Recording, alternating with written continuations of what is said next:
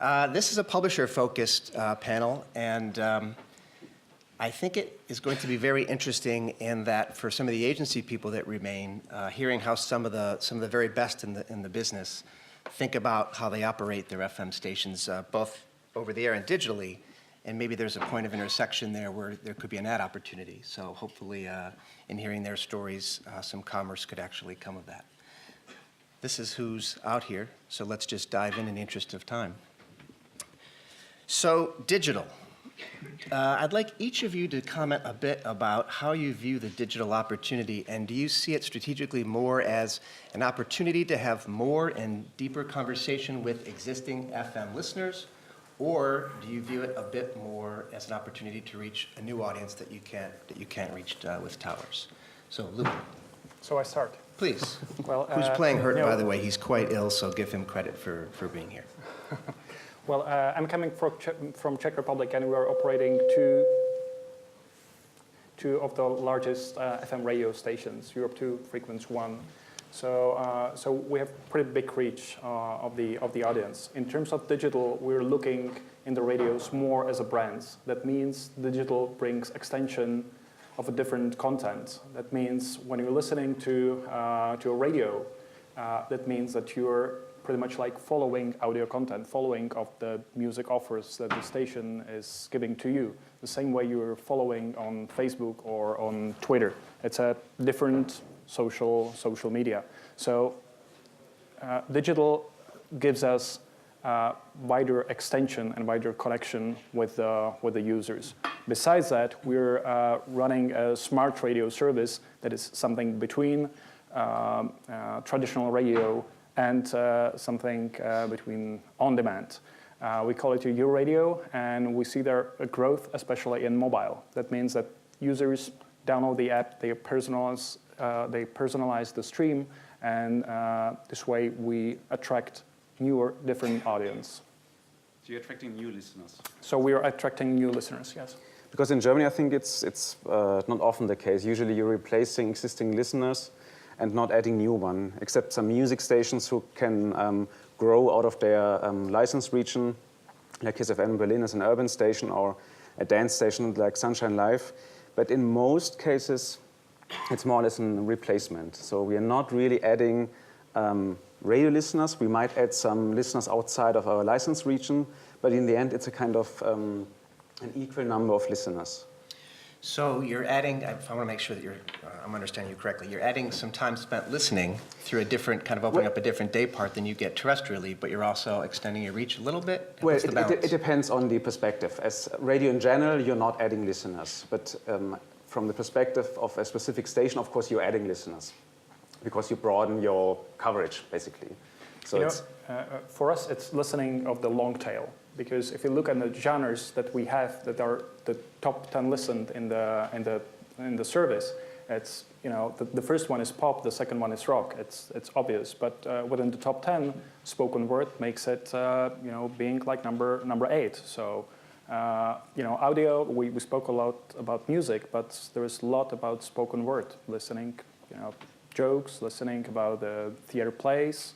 It's not about music. Ali, how about you with Carnival? For us, it's a combination of both the long tail as well as adding additional listeners to our existing stations. I run the largest FM radio broadcaster in Turkey.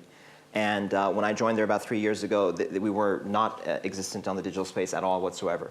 And we had 4 brands that were actually very antiquated, very dusty, and did not have any digital presence. What we ended up doing was aggregating all of our stations under one brand, which was a digital first and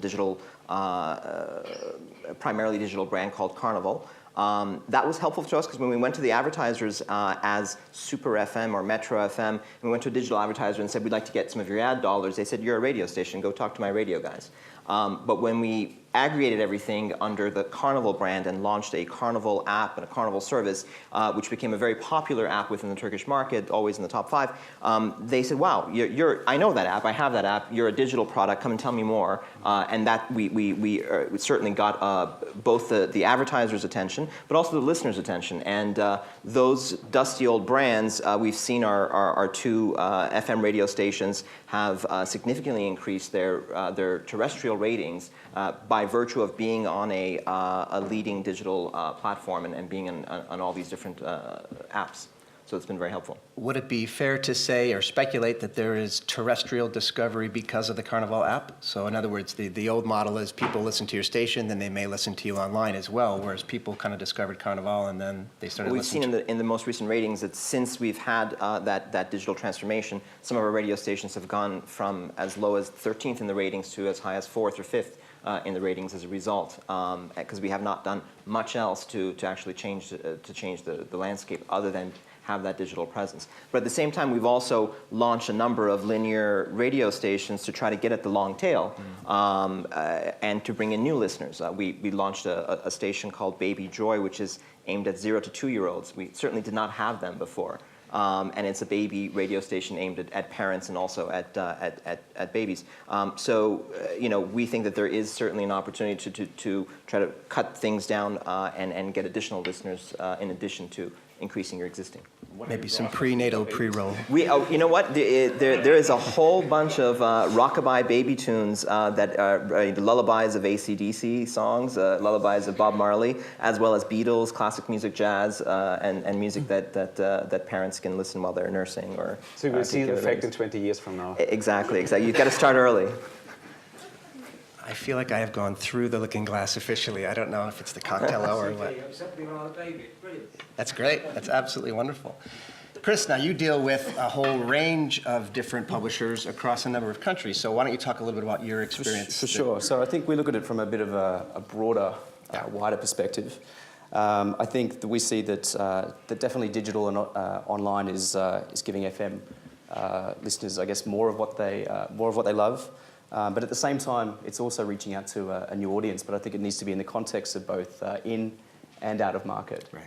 I think that in market, particularly in the UK, I think that digital online is definitely giving broadcasters a greater opportunity to engage with their audience. What we do see, though, is we see this when we overlay the stats and the analytics, that historically, FM may be strong through traditionally a drive time period or breakfast, but when we overlay the online and sort of traditional tune-in data, we see a new day part emerging throughout the day. So I think in that context, that there's a great opportunity for the broadcasters to continue to be engaging on a deeper level. That's a great transition. We talked a little bit about big data today in a number of forms and facets. So you have this insight now that you're reaching perhaps a different audience, maybe it's the same audience, at a day part that you ordinarily maybe wouldn't, which is sort of in the 9 to 5 kind of area. So what stats are you looking at that tell you how that business is growing or hopefully growing? And then most importantly, what do you actually do about it? Okay, so you have an audience between 9 and 5 listening to you digitally. So what? Are you giving them more of what you're doing terrestrially? Or are you doing something different to them that's contextual that recognizes that they're likely at work, they're likely on a laptop, or you may know that they're on a mobile or whatever the case may be? So what are we doing to address this newfound opportunity? Why don't we just keep going back this way? Yeah, being not a broadcaster, it's difficult to go into specifics. I mean, we just see basically from the analytics tools that we have. A lot of our publishers use our Audiometrics analytics platform, and that's tracking basically tune-in data from online listenership. And so through the analytics, it's there's a clear view of when these listeners are tuning in throughout the course of the day. Ali, are you doing something different for this at-work type of audience that's growing? Well, when we look at the data that we need to convince advertisers, we're in a very small market, and we're the only player that's actively going after digital ad dollars and trying to build a digital audio market in our market. The challenge there is, if we have to wait for all of our competitors to join the bandwagon and to build the market bigger, it's going to take a long time. In that interim period, obviously we are sourcing some digital ad dollars for audio, but we want to have some incremental revenue as well from other sources. And therefore, the digital buyers are saying, well, what are your page views? What are your unique users? And these aren't the metrics that radio normally uses, right? And we found that we had to go after both ad dollars from the radio budgets using radio data and radio statistics, ranging from, we work with Triton Webcast Metrics, for example, and also from digital buyers by, ComScore and Google Analytics and your traditional metrics, which also meant that we needed to have content that looked at the eyes and not just the ears. So we had to address both sides of it. Well, that's interesting. So you're not going after terrestrial buyers only, and just because you have an audio-based audience, you are doing video, you're doing display, you're doing promotions, and it's actually going outside of your site too. Why don't you talk about how you distribute some of your content? Sure. Well, I mean, we found a need to have additional content as well. I mean, our ad sales team came to us early on and said, yeah, we're selling audio. Some of that's coming from the digital buyers. They don't often have the audio creative, so we have to create that creative for them. The radio buyers, they've got the audio creative, and they're treating us as an additional radio station on the digital side of our business, as an additional FM radio station. But if, God, it would be great if we had some video, because there's a lot of money being poured into video today. So how can we add some additional video content and generate views that way? How can we have more news content so that we have better page views, so that we can get more display advertising and sponsorships? We built a team and built a website and content that supported that, ranging from syndicating news content from BBC for BBC Turkish, because we didn't have a serious news department, to creating our own photo galleries and original content video to support the radio services that we had on our service. Christian, in Germany, which data points are the ones that are most salient to you as you're out trying to commercialize your... I mean, in Germany, we don't see this 9 to 5 spike, so this is kind of flat. But Work. and we work so much, between 9 and 5. But what we see, though, especially on younger stations, is a kind of second prime time, a peak in the early evening hours. So 6 to 10, and even 6 to midnight is a kind of second prime time. And we're trying to monetize it. We haven't been able so far, but you see at least there's some significant additional audience, or at least people listening more in the early and late evening, and I'm sure we are able to capitalize it. But it's hard. How recent a phenomena is that, and are you trending? What data points are you using to trend that over time?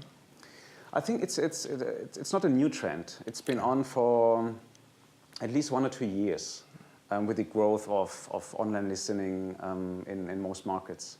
So it's not a new phenomenon, but it's outside the usual 6 to 6 demo. You usually don't sell advertising, or not that easy outside these hours. So it's trickier, but audience is the first step, and ratings is the second, and you can at least measure something. Lubor, how about you? I work for the French company, so you measure and report everything. So primarily we report, but seriously, to look in the data, we see the peaks in listening in 8/8. It's different for different stations. 8 is for large FM stations in the morning.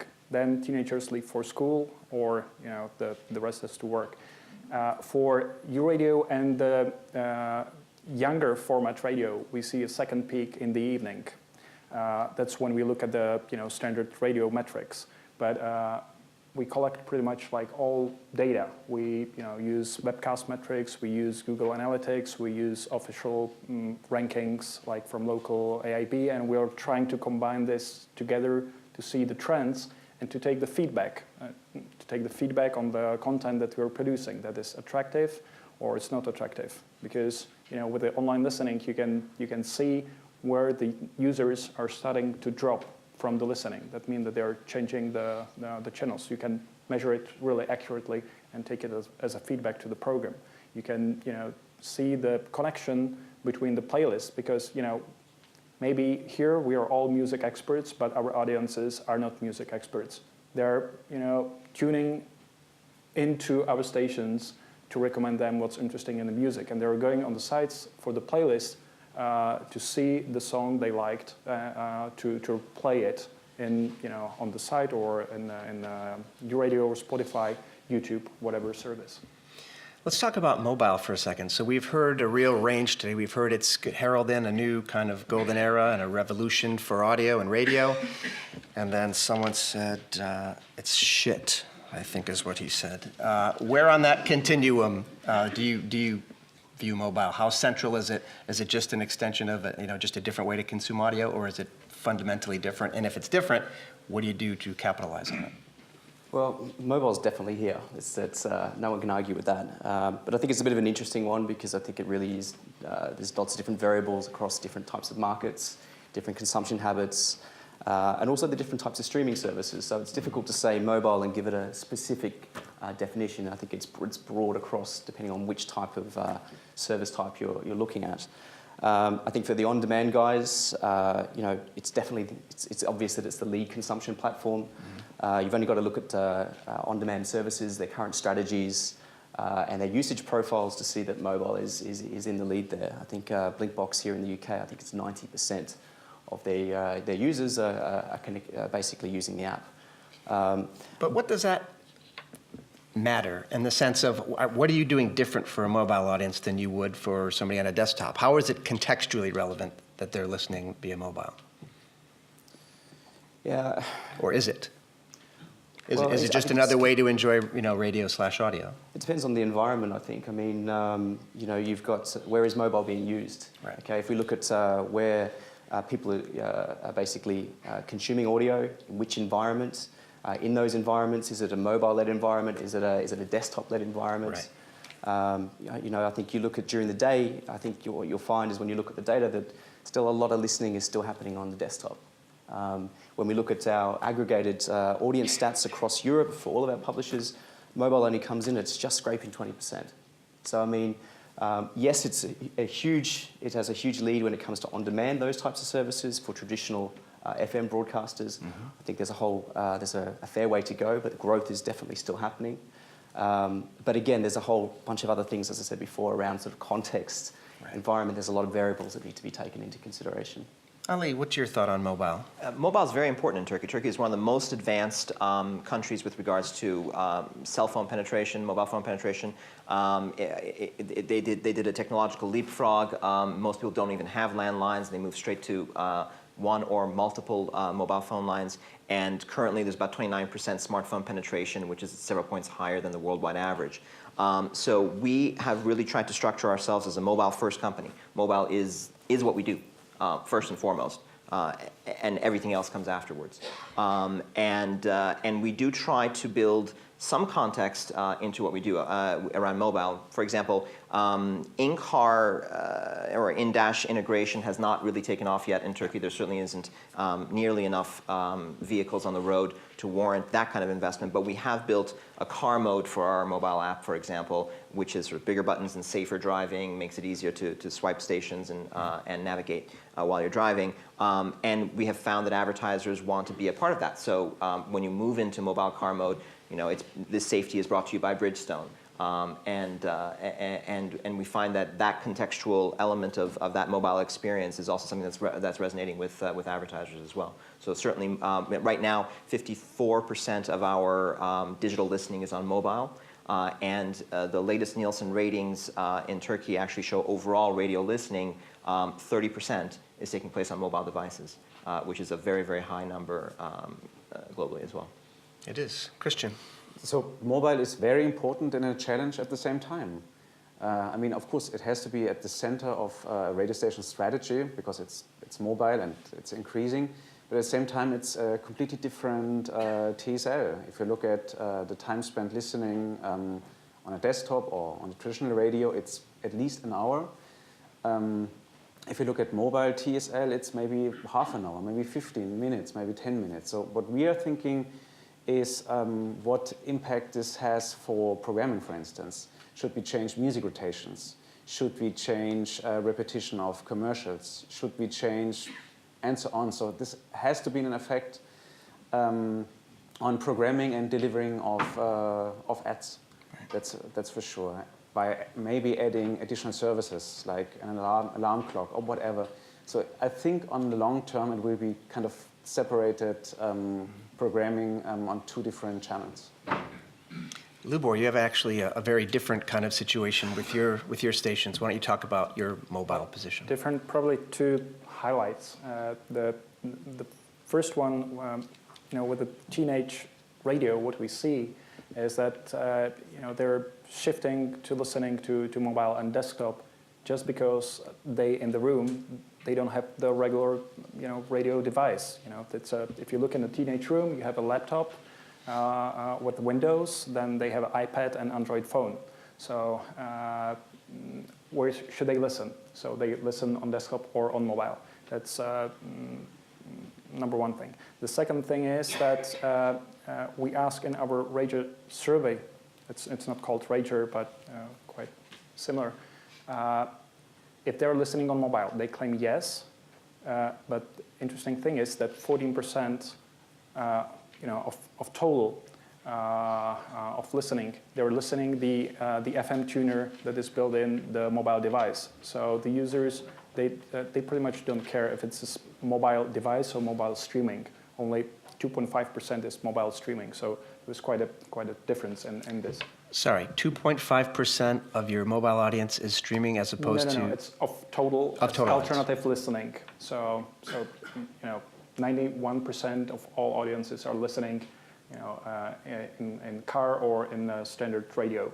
Then 14%, plus minus, are listening on mobile, but the FM tuner that is on the phone, and 2.5% are using the radio app to do the streaming. Why is that? Because the tariffs, the fees are too high, and no one wants to burn it just because of the listening the radio if they have the free channel to do that, to store the data, to do the social stuff around. So maybe hybrid applications that are using the alternative distributions make sense. Interesting. Do any agency folks have any questions about mobile and the ability to do things that are unique on it or through it as opposed to desktop or obviously over the air? Is there, is that something that is appealing, or is it more just all kind of in the same streaming bucket? I think is kind of an outstanding question. I think the last panelist made a very interesting point where at some point when you parse things so small, you lose scale and it's not that interesting anymore. So anybody have any commentary about mobile before we move on? Going. Yes. Putting the ad cap on. Yeah. That everyone needs to be familiar about what formats are ultimately going to work on mobile as well. I think that things From like a standards perspective, you mean, Chris? I think pre-roll, for example, or pre-stream advertising, where it may well be expected if you launched a desktop player on mobile. You've got the propensity to induce sort of high bounce rates, particularly for pre-roll on a mobile device. Yeah. As well as supporting companion displays and so on. Even if you bake that technology or that ability into your device, if the device is minimized, operating system constraints, in some cases those ads aren't even going to get called. So I think that there's definitely, people need to be aware that I think ultimately almost the killer format for mobile is absolutely in-stream as a format versus any of these other formats.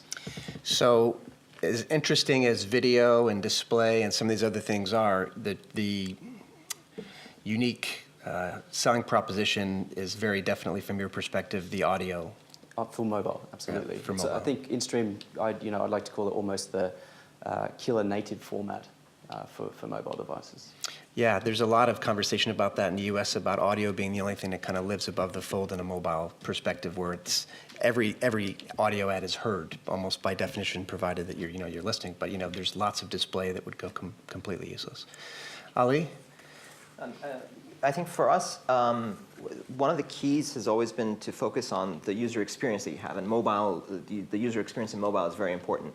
Earlier in the course of the day, the gentleman from TuneIn said that just put your content on our platform, let us handle the distribution, and you guys worry about the content. I actually think that by doing that, you're giving up one of the key levers that a radio station operator can have, which is control around the user experience. We know from Apple, we know from Starbucks that user experience matters. I think that is something that is important for us to focus on. I mean, if you're a manufacturer of really, really, really good coffee, and you go to Starbucks, Starbucks says, let us sell your coffee for you, let's handle that. How big is your business going to be at the end of the day? When you think about mobile, I think thinking about the user interface, how you create a compelling experience for the users, and you have to stay on top of the game because they're getting bigger and bigger, and the devices, and with more and more capabilities, and ensuring that you're building a great, compelling offering is important to stay ahead of. Is that part of the dynamic tension with buying audience and buying just sort of ears and people, that you lose some of the halo context that audio brands provide? It becomes sort of less differentiated, especially as listeners are kind of promiscuous and they're listening to a bunch of different stations in a market. Do you view that, is that your listener experience, your user experience, so to speak? Is that how you try to elevate your... I think the combination of the audio that you're listening to, as well as the interface that you have on the service, on the app, is part of the whole experience. And it's not just the audio that's going through. And you have to focus on both elements of it. That comes back to sport and spoken word. They do have sort of a different content. And whereas if you're a music-based station, it's really the curation, it's the way that songs are constructed, it's the words in between the songs that really kind of set it apart, right? Yeah. Christian? I mean, even with music-driven station, the DJs are quite important. I mean, today we treated radio a bit like... No, I'm saying they're critically important, Yeah, whereas, if you have a soccer game, then you're the only one that has it, presumably, in the market. That's where people are going to listen even to on music station, today we treated radio a bit like a sick brother of a music playlist, Yeah. but it's much more. I mean, it's music plus curated content, plus DJs, plus news, and so on. So what we can still see, and I'm pretty sure that the audio stream, the radio stream, is still a compelling product. And it's not only the customer experience, not only the what you add on a mobile app or website, Yeah. but it's the actual audio content that is quite compelling. And hasn't digital, in many respects, kind of dimensionalized the station brand? We're able to communicate with two-way communication. You have websites, you have blogs, you have social, you have all kinds of things that your station can do to add personality, not kind of take away from it. Definitely, and it's an increased competition. And this, as you said, I don't repeat it, but people are loyal and they listen to many other stations. This, at the same time, helps us creating an even better radio station because they are used to much broader playlists on other devices. They are much more mature, even younger Sure. audiences. So this actually makes the product better. Yeah, they're savvier, more sophisticated in a lot of ways. Lubor. I'd like to add, there are different types of listeners that we attract. The P1 listeners, they usually install your app and then they're listening through your app. And then you have just listeners that are jumping around the stations. They listen to you for half an hour and then they turn into news stations, simply like in the radio. That means that they're scanning what's going on. And apps like TuneIn are a good product for such users. But so it's good for us to be on the platform, on all possible platforms, but convert those listeners into those P1s that we have within our application. With this, it's everyone wants to fine-tune the user experience, and in a way, we were missing for the radio like unified player. Every radio station wants to make it somehow like unique, and I would say like user and attractive. That means the play button is sometimes on the top, sometimes it's on the bottom, sometimes it's small, sometimes it's large. So this like unification, I don't want to say into simple YouTube player, just plays the stream, would help the industry and the experience to have maybe even more standard advertising formats, because it would be way easier to buy the the one layout than 50, 60 different layouts. So standard seems to be a recurring theme. We have a sort of a measurement standard that's been brought up a couple times. We have the ad unit type standard and actually maybe the player standard, just to make it, from the user perspective you're saying, just to make it Probably intuitive? from the user perspective, Yeah. because if you look in radio apps, they look totally different. So if you want to jump around, as and there are definitely users that are switching around, they get probably completely lost. Last question. Chris, do we need more standards? Are the standards appropriate? I mean, generally for advertising, for audio, I think we're getting there with the implementation of DAST as a standard for ad delivery between platforms. So I think that's going to take us a long way to where we need to get. I think at least here in the UK, things like UK Radio Player, for example, is standardising sort of the playback mechanism for desktop environments.